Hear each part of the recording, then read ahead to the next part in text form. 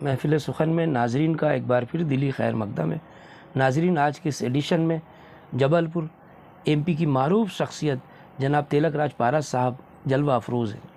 دوستو، یہ ہمارے لیے خوشی کی بات ہے کہ ہمارے اس ادبی سلسلے محفل سخن کو ملک اور بیرون ملک کے شعراء کرام کا برابر تعاون مل رہا ہے۔ پرانوں کے مطابق جبل پور کا تعلق جبالی رشی سے رہا ہے، جن کے بارے میں کہا جاتا ہے کہ وہ یہاں نواس کرتے تھے۔ انہی کے نام پر اس شہر کا نام جبل پور پڑا۔ اگر یہ کہا جائے کہ ابھی رشی منیوں کا زمانہ دنیا میں باقی ہے تو غلط نہ ہوگا۔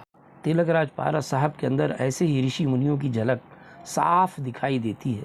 انہوں نے اپنی پوری زندگی نعت گوئی کے لیے وقف کر رکھی ہے اور آج بھی بڑے پیمانے پر آپ اس پر کام کر رہے ہیں۔ اب تک ہماری معلومات کے مطابق آپ کے نعت کے 2 شعری مجموعے منظر عام پر آ چکے ہیں، جن میں وہی نبی ہے اور الف کا شمار ہوتا ہے۔ الف نعتیہ مجموعہ 1 نعت اور 1000 اشعار پر مشتمل ہے۔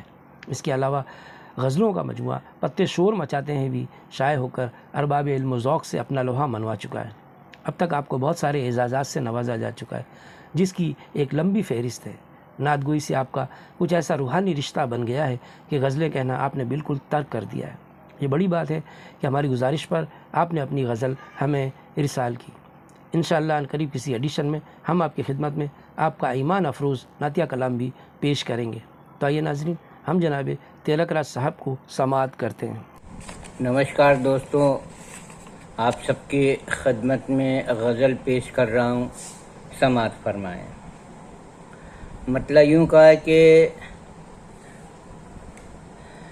خدا نے جن کے معانی نہیں بتائے ہیں، خدا نے جن کے معانی نہیں بتائے ہیں، وہ حرف ذہن میں اپنی جگہ بنائے ہیں، وہ حرف ذہن میں اپنی جگہ بنائے ہیں۔ ستارے شمس و قمر آنکھ روشنی رستہ، ستارے شمس و قمر آنکھ روشنی رستہ، ہم ایسی نعمتیں پا کے بھی لڑکھڑائے ہیں، ہم ایسی نعمتیں پا کے بھی لڑکھڑائے ہیں۔ کبھی کبھار اگر میں زباں پہ آیا ہے، کبھی کبھار اگر میں زباں پہ آیا ہے، ہم اپنی ذات سے کس درجہ خوف کھائے ہیں، ہم اپنی ذات سے کس درجہ خوف کھائے ہیں۔ کسے خریدیں کسے چھوڑ دیں یہ مشکل ہے، کسے خریدیں کسے چھوڑ دیں یہ مشکل ہے۔ ہمارے خواب ہر ایک شے میں جھل ملائے ہیں، ہمارے خواب ہر ایک شے میں جھل ملائے ہیں، جو اپنے آپ پہ قابو کبھی نہ رکھ پائے، جو اپنے آپ پہ قابو کبھی نہ رکھ پائے۔ اب ان کے ہاتھ میں سب اختیار آئے ہیں، جو اپنے آپ پہ قابو کبھی نہ رکھ پائے۔ اب ان کے ہاتھ میں سب اختیار آئے ہیں، ہر ایک جنس سے رکھتا ہے رابطہ اپنا، ہر ایک جنس سے رکھتا ہے رابطہ اپنا۔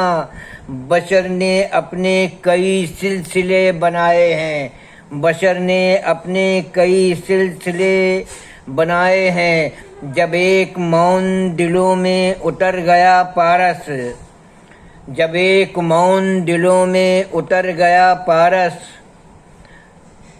تو ہم نے رب کی عبادت میں سر جھکائے ہیں، تو ہم نے رب کی عبادت میں سر جھکائے ہیں۔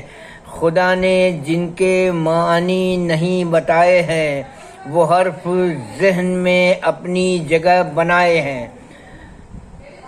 دوسری غزل کا مطلب سماعت کرے۔ تو اس طرح سے میری ذات کی ضرورت ہے، تو اس طرح سے میری ذات کی ضرورت ہے، چراغ جیسے ہر ایک رات کی ضرورت ہے، تو اس طرح سے میری ذات کی ضرورت ہے، چراغ جیسے ہر ایک رات کی ضرورت ہے۔ ہوائیں لائی ہیں روشن چراغ بستی میں، ہوائیں لائی ہیں روشن چراغ بستی میں، بزرگوں آؤ مناجات کی ضرورت ہے، بزرگوں آؤ مناجات کی ضرورت ہے، تیرے حضور سبھی ایک ہے تو باہر بھی، تیرے حضور سبھی ایک ہے تو باہر بھی، خدائے پاک مساوات کی ضرورت ہے، خدائے پاک مساوات کی ضرورت ہے، ابھی تو لو کے نشانات ہیں درختوں پر، ابھی تو لو کے نشانات ہیں درختوں پر، ابھی کچھ اور بھی برسات کی ضرورت ہے، ابھی تو لو کے نشانات ہیں درختوں پر، ابھی کچھ اور بھی برسات کی ضرورت ہے،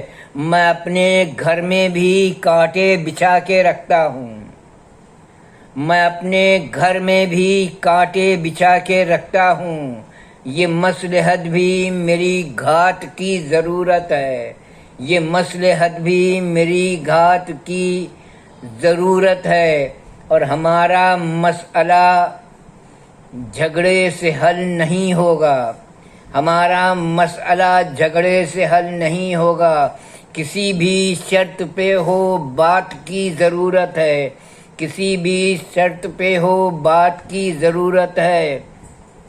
اور مکتا سماعت فرمائیں کہ ہوائے دشت میری خاک لے گئی پارس، ہوائے دشت میری خاک لے گئی پارس، اسے بھی میری طرح ساتھ کی ضرورت ہے، اسے بھی میری طرح ساتھ کی ضرورت ہے، تو اس طرح سے میری ذات کی ضرورت ہے، چراغ جیسے ہر ایک رات کی ضرورت ہے۔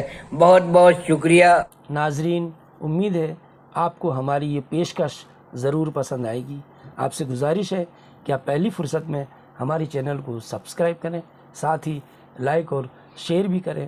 بہت شکریہ، آداب۔